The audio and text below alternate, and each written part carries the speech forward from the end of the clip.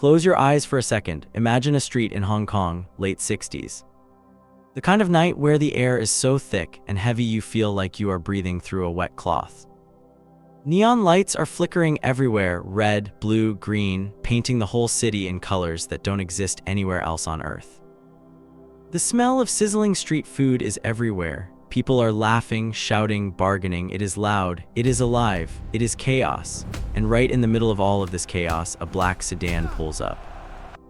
Smooth, silent, almost like it doesn't want to be noticed, the door opens, and a man steps out. Now, if you saw him in a crowd, you might not think twice. He is not the tallest guy, he is not the heaviest guy. He doesn't look like a fighter at all, not the kind you would be scared of anyway. He is wearing a clean jacket, his hair is neat, and he moves like he has all the time in the world. But here is the thing. Watch the way he walks. Watch the way his feet touch the ground, soft, deliberate, like a cat that already knows exactly where it is going. Watch his hands. They look relaxed, but they are never truly still. This man is not just walking down a street. He is scanning. He is calculating. Every single second, his brain is doing something that most people's brains could never do. This man is Bruce Lee. And on this particular night, he's about to teach someone a lesson that no classroom, no dojo, no training ground could ever teach. He's walking toward one of the most exclusive clubs in all of Hong Kong. The kind of place where the lights inside are soft and golden, where the music is smooth and low, where the champagne costs more than most people make in a month. The kind of place where you don't just walk in. You don't just knock and say hello. You have to get past the door first. And standing at that door, blocking it like a wall made of flesh and bone, is a man who has spent his entire life saying one word to people like Bruce. No, this bouncer, let's call him exactly what he is, a giant. He's nearly 6.5 feet tall. He weighs well over 250 pounds. Every single pound of that is muscle built from years of hard, brutal work on the docks of Kowloon. This is a man who has been in fights, real fights, more times than most people have had arguments with their family. He has scars on his knuckles. He has scars on his face. He has seen men twice as brave as the average person walk up to him, take one look, and quietly turn around and walk back to their cars. He is not just a bouncer. He is a reputation. He is a warning. And tonight he sees Bruce Lee approaching, and he sees absolutely nothing special. Just another small guy in a nice jacket who probably thinks his money can open any door. The bouncer doesn't even bother to look Bruce in the eye. He just extends one massive arm, one single arm, across the entrance like a gate coming down, and in a voice so low it sounds like it is coming from the ground itself, he says 2 words. Not tonight, simple, final, the kind of thing that ends conversations before they even begin. For most people, that would be it. You hear that voice, you feel that energy, you nod your head, you say sorry, and you disappear back into the crowd. Nobody wants trouble. Nobody wants a fight with a man that size. Nobody wants to end up on the concrete outside a club in Hong Kong with blood on their shirt and a story nobody wants to hear. But Bruce Lee is not most people. Bruce Lee stopped walking, and here's where you need to pay attention because this is the moment everything changes. He didn't argue. He didn't get angry. He didn't start shouting or making a scene. He didn't reach for his wallet to try and bribe his way in. He simply stood there, perfectly still. And his face was completely calm, like nothing had happened at all, like the bouncer hadn't said a word. But his eyes shifted. And if you had been watching closely, really closely, you would have seen something flicker in them. Not anger, not fear, something colder than both. Something that looked like a man who had just been given exactly what he needed. Bruce opened his mouth and asked one simple question. Is there a problem? That is all. 3 words, quiet, soft, even, but the way he said them, there was something underneath those words that made the people standing nearby go silent. Like the air itself had just changed temperature. The bouncer felt it too, even if he didn't understand it. He felt the challenge. Someone had just questioned him. In front of a crowd, in front of people who respected him, feared him, looked at him as the man who controlled this door. And no one does that to a man like him, not twice. The bouncer stepped forward. He moved closer to Bruce, using every inch of his height, letting his shadow fall over the smaller man like a cloud blocking out the sun. He repeated himself, this time louder, this time with force. And this time he put his hand on Bruce's chest. A heavy hand, a shove. The kind of push that is meant to send a message, get out of my way or I will put you on the ground myself. Now stop right here, because what happens next takes place in 6 seconds. 6 seconds, that is all. And in those 6 seconds, Bruce Lee does something that changes the way we understand what a human body is capable of doing. Most people, when someone shoves them, someone that big, that strong, their body does one thing automatically. It stumbles back. It tries to protect itself. It panics even if just for a fraction of a second. That fraction of a second is everything in a fight. That is where you lose, but Bruce Lee did not stumble. He did not lean back. He did not flinch. Instead, and this is the part that sounds almost impossible, he absorbed the push. He took the bouncer's force, all of it, and instead of fighting it, he used it. With one small, almost invisible rotation of his hips, he redirected the energy. The bouncer's own strength, the very thing he was using to push Bruce away, was now working against him. His balance shifted, just slightly, just enough. And Bruce saw it. He saw the opening. The bouncer's arm was still extended from the shove. His body weight had moved forward. His ribs were exposed. His jaw was open. For a man who had spent every day of his life studying exactly these moments, these tiny fleeting windows where a human body becomes vulnerable, this was not a difficult target. This was the easiest target Bruce Lee had ever seen. And so he struck, not with a big dramatic punch, not the kind of punch you see in movies where someone winds up and swings with everything they have. No, Bruce used something called the 1-inch punch, and if you have never seen it, it looks almost like nothing.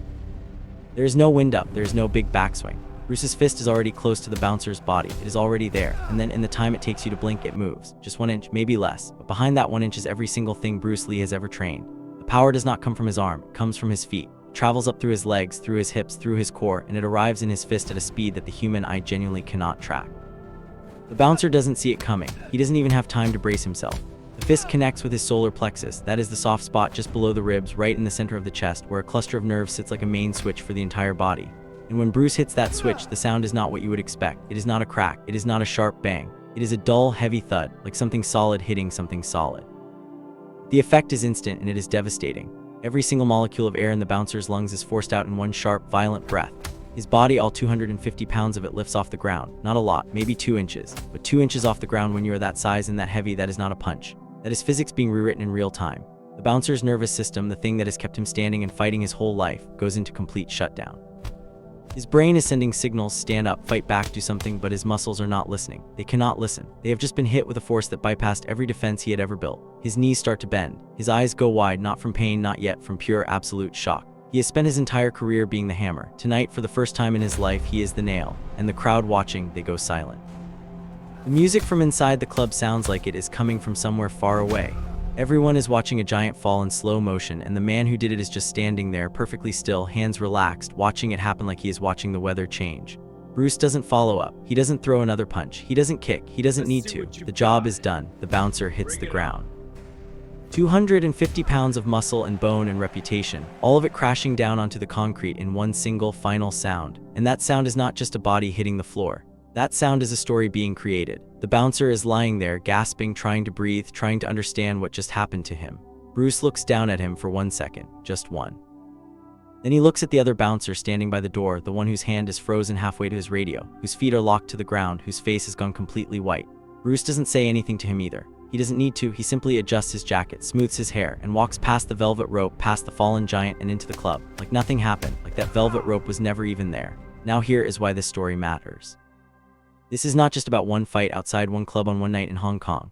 This is about what Bruce Lee spent his entire life proving, that size does not decide a fight. Strength does not decide a fight. The man with the biggest muscles does not automatically win. What decides a fight is time, speed, precision, the ability to see the exact moment your opponent becomes vulnerable and to strike at that exact moment with everything you have.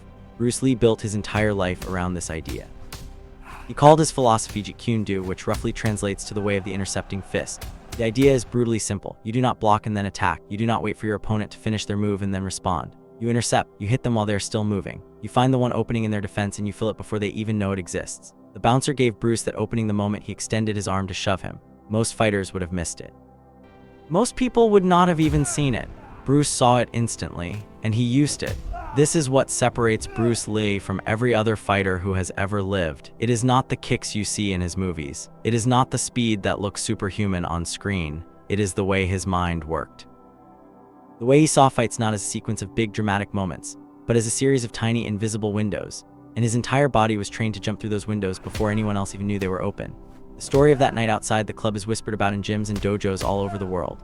People who study fighting, people who study the human body, people who study history, they all come back to moments like this one, because it proves something uncomfortable. It proves that everything we think we know about power, about who wins and who loses, is wrong. A man who weighs less than half of his opponent can end a fight in 6 seconds if he has spent his life perfecting those 6 seconds. And Bruce Lee had. Every single day of his life, he trained to make those moments sharper, faster, more precise. He did not train to be strong, he trained to be exact. And on that night in Hong Kong, in front of a crowd of people who had never seen anything like it, he showed the world what exact looks like. So the next time someone tells you that size is everything, or that you need to be the biggest, the strongest, the most powerful person in the room to win, remember this. Remember a man who was told not tonight, and responded with a truth so powerful it put 250 pounds on the ground before anyone could even process what had happened. Remember Bruce Lee, the eternal dragon, a man who proved that the greatest weapon any human being has ever had is not muscle. It is the mind that controls it, and if you're still watching this, if you have stayed here this whole time, that means something. That means you understand what the story is really about. It is not just about Bruce Lee, it is about what is possible, what any one of us is capable of if we commit ourselves completely to mastering one thing. Bruce Lee mastered time. He mastered the space between 1 second and the next. And in that space, he became something the world had never seen before and has never seen since. The dragon, and he will never be forgotten.